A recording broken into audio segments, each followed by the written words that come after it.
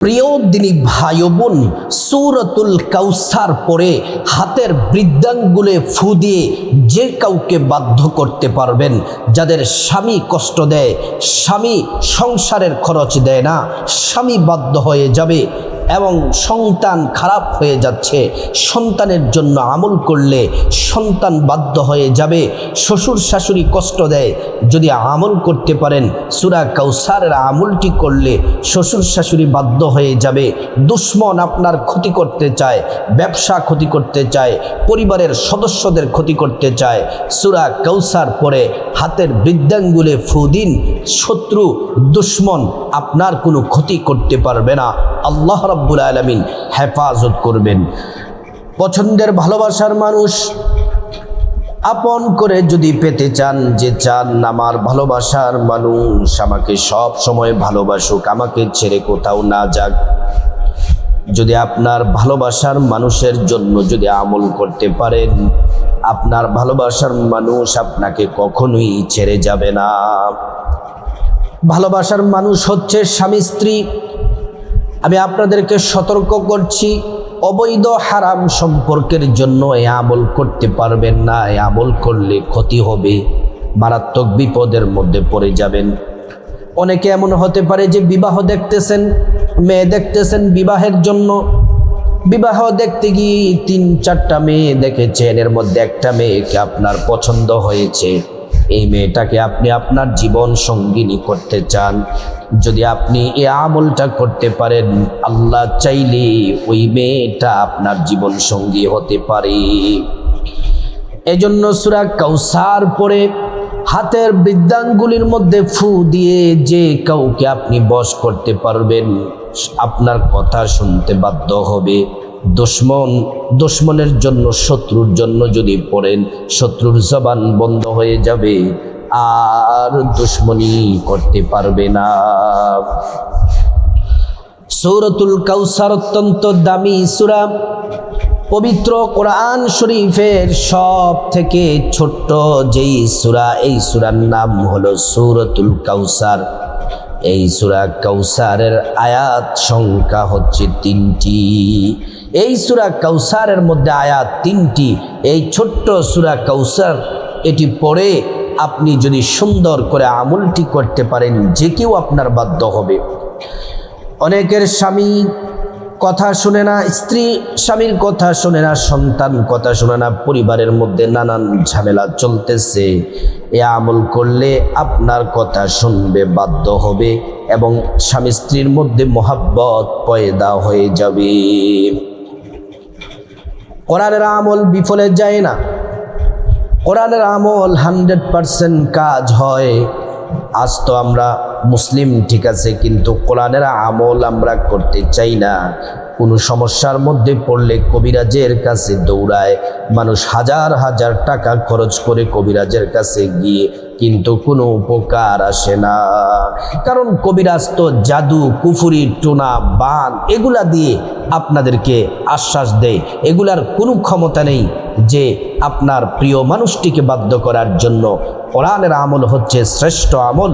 এই কোরআনের আমল যদি করতে পারেন, আপনার প্রিয় মানুষ আপনার কথায় উঠবে বসবে, আপনার দুশ্মন যারা ক্ষতি করতে চায় একদম সোজা হয়ে যাবে, আপনার কোনো ক্ষতি করতে পারবে না, দুশ্মনের জবান বন্ধ হয়ে যাবে। প্রিয় মা বোনেরা আমার, এজন্য আল্লাহ রাব্বুল আলামিন কোরআনুল কারীমের মধ্যে বলছেন, ওয়া ইদা সাআলাকা ইবাদি আন্নী ফাইন্নী করিব উজিবু দাওয়াতাদ দাঈ ইদা দাআন।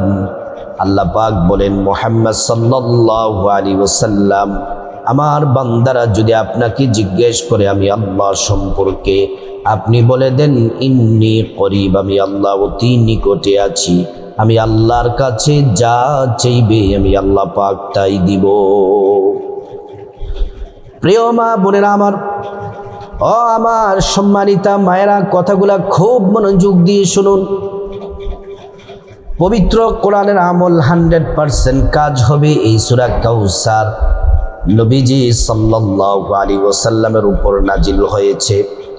কাফেররা যখন নবীজির ওপর নির্যাতন শুরু করলো, দুশ্মনী শত্রুতামি শুরু করলো, নবীজির চাচা আবু তালেব যখন মারা গেল, মারা যাওয়ার পরে মক্কার কাফেররা নবীজির প্রতি চড়াও হতে লাগলো, শারীরিক মানসিক নির্যাতন শুরু করে দিল।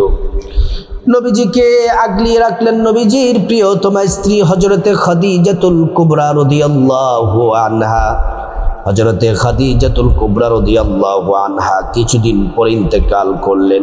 কিছুদিনের মধ্যে নিজের আপন চাচা, যাকে বেশি ভালোবাসতেন, আবু তালেব মারা গেলেন, নিজের প্রিয়তম স্ত্রী মারা গেলেন। এই দুইজন প্রিয় মানুষকে হারাইয়া আল্লাহর নবী ব্যথায় ব্যথিত হয়ে গেছেন, খুব কষ্ট পেয়েছেন, ব্যথা পেয়েছেন। নবীজির মন খারাপ, আর কাফেররা আরো বেশি দুশ্মনী শুরু করে দিল, শত্রুতামি শুরু করে দিল, দুশ্মনী শুরু করে দিল। আল্লাহ রাব্বুল আলামিন সাথে সাথে জিবরাইলকে বললেন, জিবরাইল, আমার বন্ধুর মন খারাপ থাকবে এটা হতে পারে না, আমার বন্ধুর মন খারাপ থাকবে এটা হতে পারে না, আমার বন্ধুর মন খারাপ থাকবে এটা আমি আল্লাহ কিভাবে সহ্য করব? জিবরাইল, যাও যাও, আমার বন্ধুকে গিয়ে সুসংবাদ দিয়ে দাও। নবীজি সাল্লাল্লাহু আলাইহি ওয়াসাল্লামের উপরে সূরাটি নাযিল করা হলো। বিসমিল্লাহির রহমানির রহিম। ইন্না আ'তাইনাকাল কাউসার ফাসাল্লি লিরাব্বিকা ওয়ানহার ইন্না শানিআকা হুয়াল আবতার। প্যারা নবীজি সাল্লাল্লাহু আলাইহি ওয়াসাল্লামের উপর সূরাটি নাযিল হলো। নিঃসন্দেহে আপনাকে হাউজে কাউসার দান করেছি। হাউজে কাউসার হলো এমন, এই হাউজে কাউসার যদি আপনার গুনাহগার উম্মতকে এক ঢোক পান করান, জান্নাতে যাওয়া পর্যন্ত আর পানি পিপাসা লাগবে না। নবীজিকে কাফেররা লেসকাটা বলে গালি দিল, নির্বংশ বলে গালি দেয়। আল্লাহ নিজে জবাব দিচ্ছেন, ফাসাল্লি লিরাব্বিকা ওয়ানহার ইন্না শানিআকা হুয়াল আবতার। আল্লাহর রাসূল সাল্লাল্লাহু আলাইহি ওয়াসাল্লামের পক্ষ থেকে জবাব দিচ্ছেন, ও নবী, আপনি জবাব দিতে হবে না, আমি আল্লাহ নিজে জবাব দিচ্ছি, আপনি নির্বংশ নয়। আপনাকে যারা এই যে আবু জাহেল, উতবা, সাইবা যারা নির্বংশ বলে গালি দিয়েছে, তারাই হলো নির্বংশ, আপনি নির্বংশ নয়। নবীজিকে গালি দেয় আর আল্লাহ তাআলার শাজিম থেকে জবাব দিচ্ছেন। এজন্য প্রিয় মা বোনেরা ভালো করে শুনুন, এই সূরা কাউসারের আমল অত্যন্ত দামি আমল। এই সূরা কাউসারের আমল ফজিলতপূর্ণ আমল। সূরা কাউসারের আমল অবশ্যই 100% কাজ হবে। প্রিয় মা বোনেরা আমার, নবীজি সাল্লাল্লাহু আলাইহি ওয়াসাল্লামের দুশমনের জবাব দিয়েছেন আল্লাহ সূরা কাউসারের মধ্যে। যাদের পিছনে শত্রু লেগে আছে, দুশমন লেগে আছে, যাদের পিছনে দুশমন ক্ষতি করতে চায়, স্বামী অবাধ্য হয়ে গেছে, খারাপ আচরণ করে, সন্তান কথা শুনে না এবং আশেপাশের মানুষগুলা ক্ষতি করতে চায়, এই সূরা কাউসারের আমলটি করে আপনি যে কাউকে বশ করতে পারবেন। আমলটি আপনি দিনে রাতে যে কোনো সময় করতে পারেন। আমলটি দিনে রাতে যে কোনো সময় আমলটি করতে পারেন। আমলটি করার জন্য সর্বপ্রথম আপনাকে সুন্দর করে ওযু করতে হবে। ওযুটা করবেন নবীর তরিকা মতো, সুন্দর করে ওযুটা করবেন। ওযু করার শুরুতে পড়ে নিবেন বিসমিল্লাহির রহমানির রহিম। ওযুটা সুন্দর করে করলে আল্লাহ তাআলা 2টা পুরস্কার দিবেন। 1 নাম্বার পুরস্কার হলো ওযুর পানির সাথে গুনাহগুলা সব জোরে জোরে পড়ে যাবে।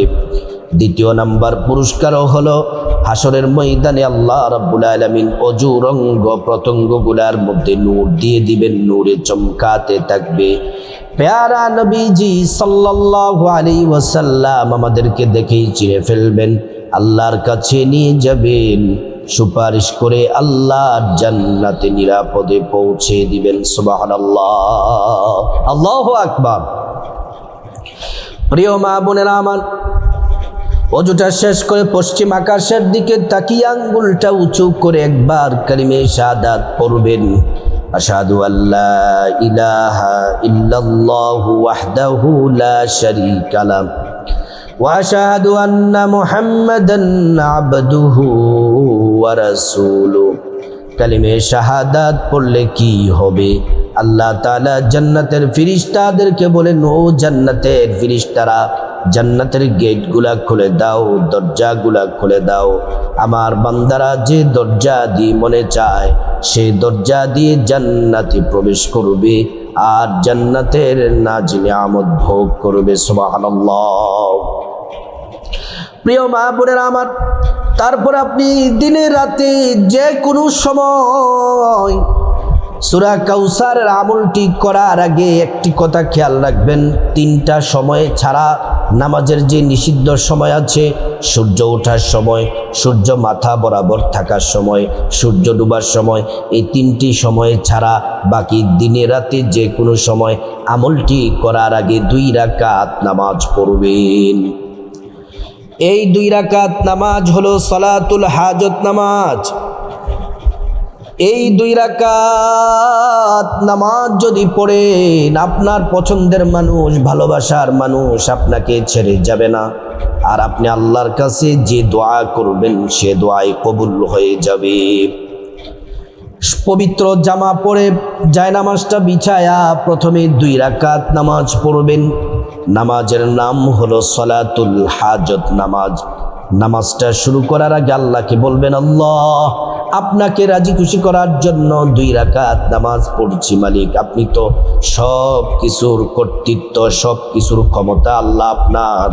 আপনি দয়া করে আমার যেই সমস্যা আছে, দুশ্মন ক্ষতি করে, আশেপাশের মানুষগুলা, সমাজের মানুষ ক্ষতি করতে চায়, এবং স্বামী অবাধ্য হয়ে গেছে, কষ্ট দেয় মারধর করে, সন্তান অবাধ্য হয়ে গেছে, শ্বশুর শাশুড়ি কষ্ট দেয়, আল্লাহ এগুলা সব সমাধান আপনি করে দেন, বিপদ থেকে হেফাজত করেন, দুশ্মন যেন আর কোনো ক্ষতি করতে না পারে, আমার স্বামী যেন, সন্তান এবং পরিবারের সবাই যেন বাধ্যগত থাকে।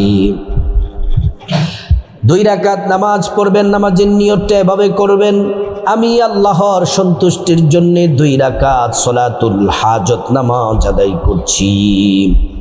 এই 2 রাকাত নামাজ পড়বেন। এই 2 রাকাত নামাজ নিয়তটা বাংলাতে বলে দেই, এভাবে নিয়ত করবেন, আমি আল্লাহর সন্তুষ্টির জন্য 2 রাকাত সালাতুল হাজত নামাজ আদায় করছি। আল্লাহু আকবার বলে নিয়ত করবেন। প্রথম রাকাতে আলহামদু সূরার সাথে 10 বার সূরা ইখলাস পড়বেন, কুল হুয়াল্লাহু আহাদ পড়বেন। তারপর রুকু সেজদা দিয়ে বৈঠক, রুকু সেজদা 2 সিজদা দিবেন। প্রথম রাকাত কমপ্লিট, দ্বিতীয় রাকাতে দাঁড়িয়ে যাবেন, দাঁড়িয়ে আলহামদু সূরার সাথে 10 বার সূরা ইখলাস, কুল হুয়াল্লাহু আহাদ পড়বেন। তারপর রুকু সেজদা 2 সেজদা দিয়ে বৈঠক দিবেন, তাশাহুদ, দুরূদ শরীফ, দোয়ায়ে মাসুরা পড়ে ডান দিকে সালাম ফিরাবেন, বাঁ দিকে সালাম ফিরিয়ে নামাজ শেষ করবেন। 2 রাকাত সালাতুল হাজত নামাজ পড়ার পরে আপনি কিবলামুখী হয়ে বসে যাবেন। জায়নামাজে কিবলামুখী হয়ে বসে প্রথমে 11 বার নবীজির প্রেম মোহাব্বত নিয়ে দুরূদ শরীফ পড়বেন। সাল্লাল্লাহু আলাইহি ওয়াসাল্লাম, সাল্লাল্লাহু আলাইহি ওয়াসাল্লাম, সাল্লাল্লাহু আলাইহি ওয়াসাল্লাম। একবার দুরূদ পড়লে 10টি গুনাহ মাফ হয়ে যায়, 10টি নেকি পাওয়া যায়, 10টি মর্যাদা আল্লাহ তাআলা বাড়ায়া দেন। হাসরের ময়দানে নবীজি শাফায়াত করবেন, নিজ হাতে হাউজে কাউসারের পানি পান করায়া আল্লাহর জান্নাতে নিরাপদে পৌঁছে দিবেন। সুবহানাল্লাহ। দুরূদ শরীফটি হলো সাল্লাল্লাহু আলাইহি ওয়াসাল্লাম, সাল্লাল্লাহু আলাইহি ওয়াসাল্লাম, সাল্লাল্লাহু আলাইহি ওয়াসাল্লাম। এই দুরূদ শরীফটি 11 বার পড়বেন। 11 বার দুরূদ শরীফটি পড়লে আল্লাহ তাআলা আপনার মনের আশা, মনের চাওয়াগুলা আল্লাহ তাআলা কবুল করবেন। তারপর 11 বার ছোট্ট একটি ইস্তেগফার পড়বেন, জীবনের সব গুনাহ মাফ হয়ে যাবে, আল্লাহ খুশি হয়ে যাবেন। ইস্তেগফারটি পড়বেন 11 বার, আস্তাগফিরুল্লাহাল আযীম ইন্নাল্লাহা গফুরুর রহিম, আস্তাগফিরুল্লাহাল আযীম ইন্নাল্লাহা গফুরুর রহিম। ইস্তেগফার পড়লে আল্লাহ তাআলা আপনাকে আল্লাহ রাব্বুল আলামিন 5টি পুরস্কার দিবেন, জীবনের গুনাহ মাফ হয়ে যাবে। 2 নম্বরে আল্লাহ তাআলা ধন দৌলত দিয়ে ধনী বানায়া দিবেন। 3 নম্বর নেক সন্তান দান করবেন। 4 নম্বর জান্নাতে প্রবেশ করাবেন। 5 নম্বর জান্নাতের নহর থেকে শরবত পান করাবেন। ইস্তেগফারটি হলো আস্তাগফিরুল্লাহ ওয়া আতুবু ইলাইক, 11 বার পড়বেন। আস্তাগফিরুল্লাহ ওয়া আতুবু ইলাইক, আস্তাগফিরুল্লাহ ওয়া আতুবু ইলাইক, আস্তাগফিরুল্লাহ ওয়া আতুবু ইলাইক। এই ইস্তেগফার পড়বেন।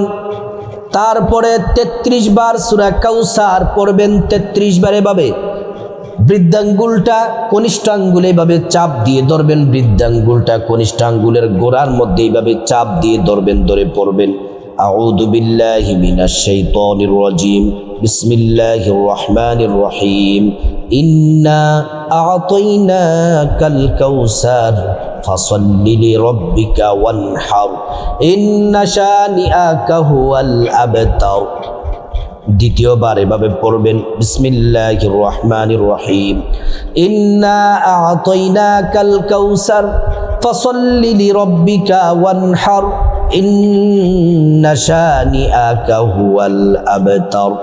তৃতীয়বার এভাবে পড়বেন ইন্না আ'তাইনাকাল কাউসার ফাসাল্লি লিরাব্বিকা ওয়ানহার, ইন্না শানিআকা হুয়াল আবতার। আপনি ডান হাতের বৃদ্ধাঙ্গুলটা কনিষ্ঠ আঙ্গুলের গোড়ার মধ্যে এভাবে চাপ দিয়ে সূরা কাউসার 33 বার পড়বেন, আর বাম হাতে গণবেন 33 বার হয়েছে কিনা। 33 বার সূরা কাউসার পড়ার পরে তারপর আবারও 11 বার দুরূদ শরীফ পড়বেন সাল্লাল্লাহু আলাইহি ওয়াসাল্লাম, সাল্লাল্লাহু আলাইহি ওয়াসাল্লাম, সাল্লাল্লাহু আলাইহি ওয়াসাল্লাম। দুরূদ শরীফ পড়ার পর আল্লাহুম্মা আমিন বলে মুনাজাত দিবেন। মুনাজাতের শুরুতে আল্লাহ পাকের একটি নাম 3 বার পড়বেন, ইয়া দাল জালালি ওয়াল ইকরাম, ইয়া দাল জালালি ওয়াল ইকরাম, ইয়া দাল জালালি ওয়াল ইকরাম। নবীজি কসম করে বলেছেন যে আল্লাহর হাতে আমার জীবন মরণ, ওই আল্লাহর কসম। এই নামটি আল্লাহ পাকের নাম ইসমে আজম পড়লে একটা দোয়াও আল্লাহ পাক ফিরিয়ে দেন না, প্রত্যেকটা দোয়া আল্লাহ রাব্বুল আলামিন কবুল করেন।